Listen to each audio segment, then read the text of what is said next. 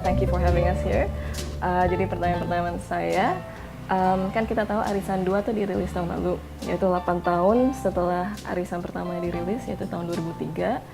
Untuk Mbak Nia sendiri, perubahan apa sih yang Mbak Nia lihat tuh sejak rilis film pertama?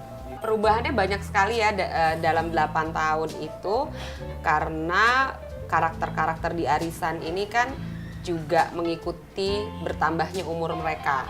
Ketika Arisan yang pertama dibikin, ceritanya mereka di early 30s, sebelum 35 lah, kira-kira 32, 33 umurnya di film ya, karakter-karakternya. Terus 8 tahun kemudian kan artinya mereka udah 40 kan, udah kepala 4. Itu manusia tuh pasti mengalami perubahan lah, dari segi paradigma cara berpikirnya, dari segi yang unexpected things yang sudah terjadi, yang di luar rencana kita gitu ya. Dan itu akan menambah maturity dari seseorang gitu. Jadi banyak banget kalau mau di-list satu-satu, dari faktor umur aja udah berubah. Nah, kalau misalnya ngomong soal Arisan, penonton kan banyak ambil sentral isu. Kalau misalnya Mbak Nia itu berani mengangkat soal homoseksualitas di masyarakat kita yang cenderung menganggap itu tabu. Kenapa Mbak Nia berani mengangkat isu tersebut? Seperti di Berbagi Suami, Mbak Nia mengangkat soal poligami, dan Arisan soal homoseksualitas. Kenapa berani mengangkat isu-isu yang sensitif? Apakah itu dari pengalaman pribadi atau pengamatan yang dekat dengan Mbak Nia? Isu-isu yang sensitif itu sebenarnya tergantung buat siapa ya. Kalau buat aku sih isunya nggak sensitif, karena misalnya di Berbagi Suami, kita lihat aja poligami di koran-koran atau tabloid aja, orang secara terbuka dengan bangga bikin Poligami Awards waktu itu di tahun 2006, 2005. Artinya kan itu sebenarnya udah bukan hal yang sensitif kalau udah ada awardnya. Aku buat film Berbagi Suami tentang poligami bukan karena sensitif isunya, tapi I think it's unfair kalau tidak ada perspektif yang berbeda dari perspektif perempuan untuk memberikan alternatif kepada publik, bahwa oke, yang ada di media mainstream kayak gitu fine, siapa aja boleh berpendapat, tapi I have my own opinion from a women's perspective, menurut saya begini gitu. Jadi it's not because it's a sensitive issues. Tapi kalau orang lain mau nganggap itu sensitif sih, ya terserah aja. Terus kalau soal homosexuality di Arisan, sebenarnya Arisan is not a film about homosexuality. Essence dari film Arisan dari yang pertama sampai yang kedua adalah friendship, which based on my real friendship sebenarnya gitu, yang udah dari teman-teman SMA aku, dan coming out story-nya persis benar-benar sama, karena sejak SMA kok kita nggak pernah tahu gitu ya, tapi setelah ada kejadian tertentu akhirnya semuanya terbuka, sampai even ketika kita menjelang 40 sampai kita udah melewati usia 40 something juga evolutionnya juga sama gitu. Jadi itu adalah refleksi dari my own friendship story gitu.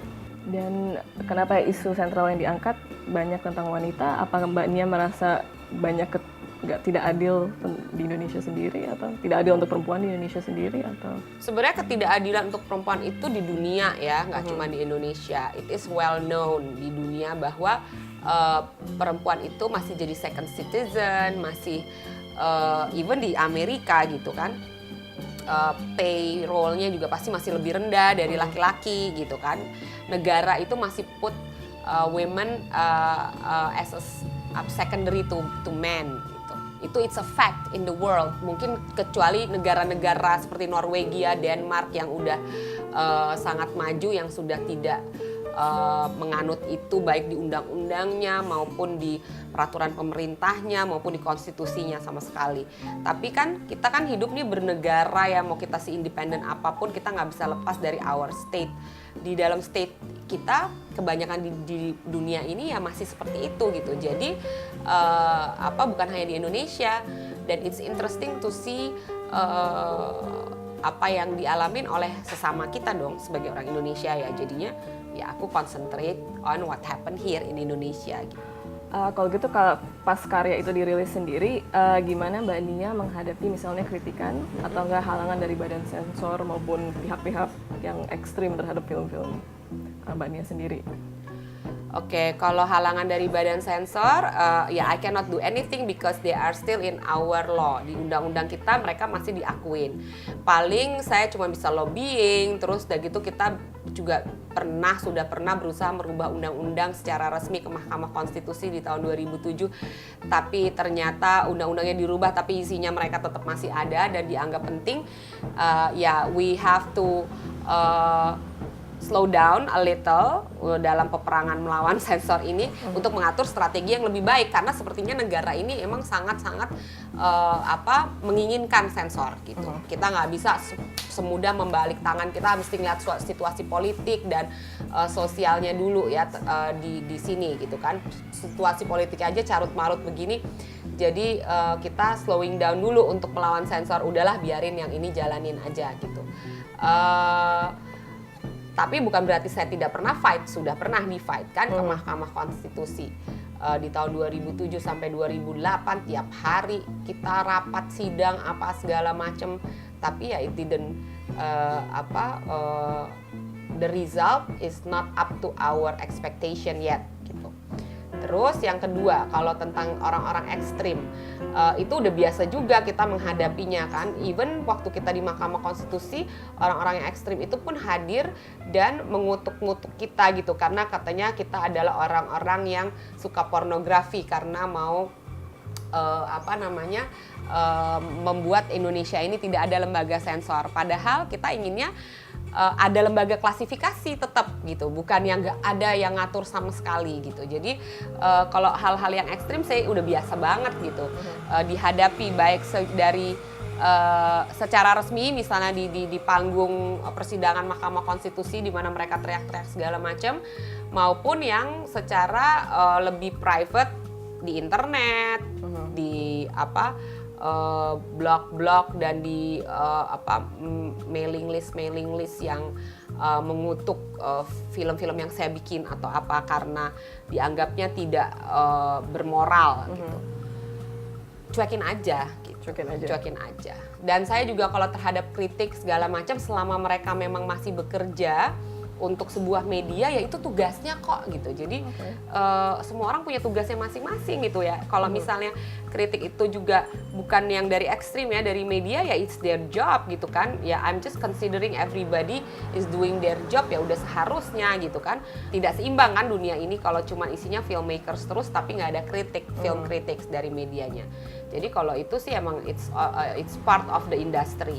Jadi buat aku ya biasa-biasa itu dia only doing their job gitu. Bahkan masih kurang banget sebenarnya film kritik di Indonesia yang benar-benar film kritik, tidak hanya melihat film dari sudut pandang personalnya dia aja, tapi benar-benar melihat dari sudut pandang film itu tidak bisa dilepaskan dari keadaan sosial, keadaan ekonomi, keadaan politik dari sebuah negara kan gitu. Jadi kalau nulis tentang film sebenarnya seharusnya kritik itu nggak boleh ngelepasin dari hal-hal ini gitu ya. Dia harus melihat situasi kondisi bangsa itu di saat itu film rilis ya kan. Harusnya dia bisa mengkaitkan semua yang dia lihat secara visual secara lebih dalam. Tapi jarang masih di Indonesia. Semuanya hanya dilihat personal. Ini gue personal, tapi gue kebetulannya di hire sama majalah A gitu. Sebenarnya ada kelasnya kalau mau kuliahnya, cuma ya udah, tapi ya it goes with experience lah gitu. Pertanyaan terakhir saya, karya-karya apa yang bisa kita tunggu dari Mbak Nia ke depannya, dan mungkin proyek yang sekarang lagi dikerjain itu apa? Arisan mau keluar DVD-nya, Arisan 2, nanti akan dibundle dengan Arisan pertama dan akan ada buku skenario dan behind the scene-nya. Jadi seru banget soalnya syuting Arisan 2 itu it's like a big reunion sama pemain-pemainnya. Kita reading rehearsal udah hampir 6 bulan sampai syuting sampai post pro setahun tuh kayak sama-sama gitu. Jadi di behind the scene-nya tuh banyak banget cerita-cerita yang sebenarnya tuh kalau dijadiin dokumenter tuh lucu banget. Cuman karena behind the scene di TV cuman terbatas waktunya, akhirnya ditulis di bukunya. Jadi kita mau rilis itu insya Allah bulan depan. Terus sekarang ini saya habis bikin film pendek sih, nanti bisa dilihat di web. Oke. Gitu. Di Kaliana Shira. Nanti kita umumin di Twitter. Cuma tahun ini aku pengennya sih konsentrasi ke workshop project change karena itu kan setiap 2 tahun sekali ya untuk masterclass untuk pembuat dokumenter yang udah punya ilmu basic supaya bisa dikasih ilmu yang lebih ini lagi, terus bikin sama-sama mereka seperti kayak At Stake Working Girls dulu. Tahun ini akan diadain lagi sambil aku riset menulis skrip baru untuk 2013 tapinya. 2013, berarti tahun depan. Baru syutingnya. Oke, kalau gitu, thank you banget, Mbak. Thank you.